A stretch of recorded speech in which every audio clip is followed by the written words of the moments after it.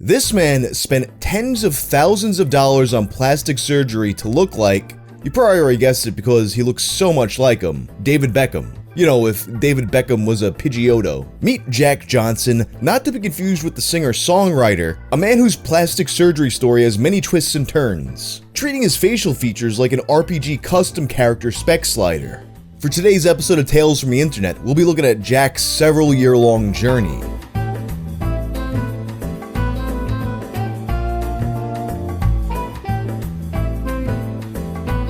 This video is sponsored by Helix. Helix makes premium mattresses and bedding, custom fit to your needs and shipped right to your door. I've had my Helix mattress now for coming up on about 2 years. Hard to believe it's been that long. When I had first gotten my Helix mattress, I had been complaining about neck pain and back pain, and since I've been on it, it is yet to return. It's really easy to get a Helix mattress of your own. You just take their sleep quiz, which helps determine what mattress is right for you based on your preferences and sleeping style. Since I'm a side sleeper who likes a soft mattress, they gave me the Sunset. And if you're nervous about buying a mattress from the internet, Helix gives you a 100 nights of sleep trial. That's more than 3 months. And if you don't like the mattress, they'll pick it up right from your door and issue a full refund. If you do like it, each Helix mattress has a 10-year warranty, and you don't have to spend a lot of money right up front with Helix's financing and payment plans. Just click the link below or go to helixsleep.com/wang. You'll get up to $200 off your Helix Sleep mattress as well as 2 free pillows. I've always thought that people judge those who get plastic surgery a little bit harshly. To me, there's very little that distinguishes it from just extreme body mods. At the same time though, there are those who allow plastic surgery to consume them, never feeling quite satisfied with what they've got, always chasing the thing that'll bring them the perfection they seek and always falling short of that goal. Such is the tale of one Jack Johnson. He first comes to internet fame at the ripe age of 19 years old, in September of 2016. At the time, several outlets reported on the story of the teen from Nottingham who had spent prices ranging from £15,000 to £20,000 on cosmetic procedures since the age of 17 to look like David Beckham, and who quite obviously looked nothing like David Beckham. As some pointed out, he more closely resembled a white Kim Jong-un than David Beckham. In fact, if you look at the before pictures, I feel like he kinda looked more like David Beckham before he got any work done. The procedures at this point included teeth veneers, lip fillers, cheek fillers, eyebrow lift, Botox in his forehead, and tan injections. I didn't even know tan injections were a thing, but apparently there's some people who go even further with it. He also had several more procedures planned for the future, as well as copying David Beckham's tattoos. He also claimed to change his hair whenever Beckham did. This way he would always look as close to him as possible. And while Beckham did in fact rock a Pidgeotto cut for a while, the thing is, Jack has a very pronounced widow's peak. It would keep him from ever matching it entirely. Which is why he had stated that he was going to go to Poland to get a hair transplant. And then of course, there's the matter of the physique. David Beckham, who has spent most of his adult life as an athlete at the highest levels, has an extremely chiseled physique. Jack, on the other hand, does not. But Jack hoped to address this with gastric bypass surgery. So how did all this get started anyway? The fixation on Beckham supposedly begins in 2008. It was at this time that an 11-year-old Jack attended Wimbledon with his school on a class trip. During the trip, he happened to see David Beckham out with his son Brooklyn. For that moment, he knew what he had to do. I've always wanted to look like him because there isn't a person on this planet who can say he is ugly. Jack was actually not a fan of soccer at all. He was just attracted to David Beckham's celebrity lifestyle, which was corroborated by comments by his older brother Aaron. Outspoken Aaron from Nottingham exclusively revealed, he is a twat. He really is. He wants to be famous and wants to be the next star. I know it is harsh, but I am just being honest. He has gone over the top.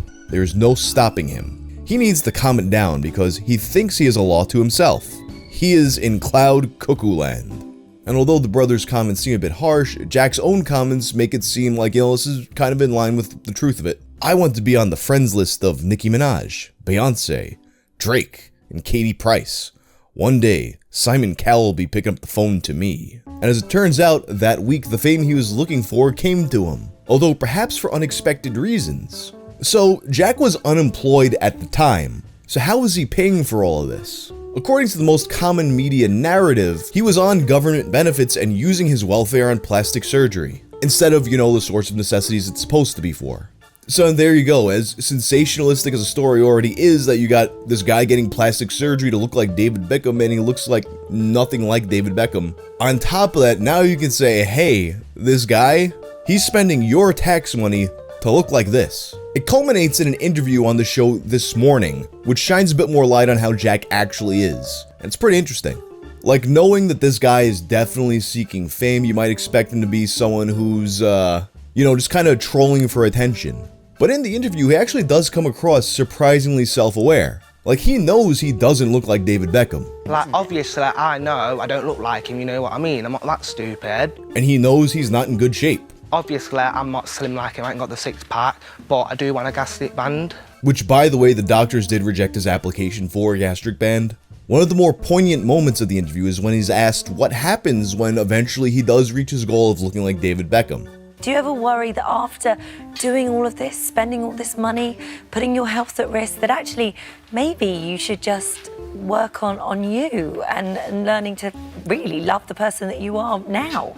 I know what you mean, but not really. I'm happy looking like David Beckham, being like David Beckham. I want his lifestyle. You can hear the desperation in his voice, as if he's thought about this question before. And now it sounds like he's trying to convince himself that this is what will make everything right. And it kind of makes you feel for the dude a bit. Because even if it's not as extreme, there's probably been some moment where you thought, oh, if only I had this specific thing turn out a certain way, everything would be fine in my life. And it's just never really like that. Eventually they get to the burning controversy though, the benefits. You're unemployed, you're spending your benefits on... That's the thing, I just want to confirm, I ain't spent one bit of my money on my benefits. I've took out loans and I'm in debt. But how are you going to pay that back? You could tell by his immediate reaction that he was annoyed by the claim that he was funding all this with government benefits. At that point, he was already £19,000 in debt, and needed by his estimate $30,000 more to finish the job. Which honestly, it's wild to me that an unemployed 19-year-old can be given loans like this. And the earliest reporting on him did mention that he funded all this with loans. But as outlets latched onto the benefits thing more, that narrative started to disappear. And it was often paired with political commentators who were like, hey, you see this? This is why we gotta cut back on those benefits. Granted, he did have some wild ideas on what should be covered by the NHS, such as lip fillers. Incredibly, the teenager also wants some plastic surgery procedures like lip fillers to be free on the NHS. He added, I think lip fillers should be on the NHS. I've had arguments about this with people on the internet. I understand there are other things out there on the NHS that are important. I understand, for example, people who want a baby should have IVF treatment on the NHS, but other people need work on their lips. Not to mention he would in fact get into it with people online over the benefits. When one Twitter user questioned why Jack had been able to splash his benefits on beauty treatments, he replied, because I'm fabulous. A few months later though, Jack would come clean with a startling admission. It was all just a stunt. He never spent that money, he was never on benefits, never wanted to look like David Beckham, and his friends and family were all in on it. It was all just a stunt so he could appear on This Morning. He came clean to everything in a Facebook post saying that he just wanted to be liked, but ultimately the sudden fame made everything worse. Fame doesn't solve your problem. It actually made my problems worse. Don't get me wrong, it's amazing having free things sent to you or getting invited to celebrity events or being paped, but behind the cameras, I was living in a fantasy. But ultimately, this all just makes what happens next even more confusing. He would spend a significant amount of time afterwards finding himself, and here's what he found. In June of 2018, 2 years after his original rise to infamy, and 1 year after the admission that it was all fake, he's back at it again. Okay, yeah, he didn't want to look like David Beckham after all. Now, he wanted to look like David Beckham's son, Brooklyn Beckham. David is obviously very attractive, but he's getting older now and I want a younger, fresher look. Brooklyn is more in the limelight, and now when I go to my surgeon or beauty therapist, I take a picture of him. He commented that looking back on that TV interview, he thought he looked like Mr. Potato Head, but he was happy with his current look, which cost him £9,000 more. And involved thread facelifts, derma rollers, and something called vampire facials. Apparently they extract blood from your arm and put that blood into your face. Cause you know, the arm is where you get that real good blood. No wonder they grew that one guy a new wiener on it. Still, tens of thousands of pounds in debt, Jack was homeless, couch surfing, and having his lifestyle funded entirely by 5 sugar daddies. Sugar daddies who also treated him to fancy meals and designer bags. I don't know, to me 5 guys seems like it might be a bit much to handle. But he clarifies, I don't have to do anything intimate with them. I just go out for luxury dinners and attend exclusive events by their side. It's a simple transaction. They're not really my friends. Despite how sad that sounds, he asserted that he was 100% happy and that everyone who thought otherwise was jealous or a hater. When I tell people what I do, they always have bad opinions. But as sugar babies are the ones getting driven around in amazing cars. People want to moan, let them, because I'm the one who's winning. A year later, things would take an even more unexpected turn. It was in February of 2019 that Jack would come to another realization. He didn't want to look like Brooklyn Beckham. Now, he wanted to look like Victoria Beckham. And you won't believe how he came to this realization. She said, when I was 8, I was watching Jerry Springer's show and saw a transgender woman on there who had a sex change. So from there on, I knew one day I'm going to have the operation. Everyone knows I'm transgender and want to look like Victoria Beckham now in my hometown. And some people ain't so nice, but I don't care, because I have my happy ever after now. And also at this point, Jack, who had stated his intention to have his name legally changed to Victoria, had fully embraced his reputation as a person with the British public footing his bill. Altogether, it's going to cost the taxpayers about £18,000 for my sex change and facelift. Jack's family was claimed to be supportive, with his sister graciously offering to pay for his boob job, and his mother previously unhappy with his choice to look like David Beckham, knowing that this was his truth all along. And with this revelation, there's probably some of you watching this who are like, hey, it's kind of messed up that you spent this whole video misgendering and dead-naming this person. Well, for those of you thinking that, you're gonna like the next part even less. But at this point, you might have guessed where this is going. Yeah, that too was a publicity stunt. There was no sex change, no Victoria Beckham, no memories of Jerry Springer, and Jack would make the news one last time in March of 2020, with what he really wanted now. A new set of veneers to look like David Beckham once again, paid for by the NHS.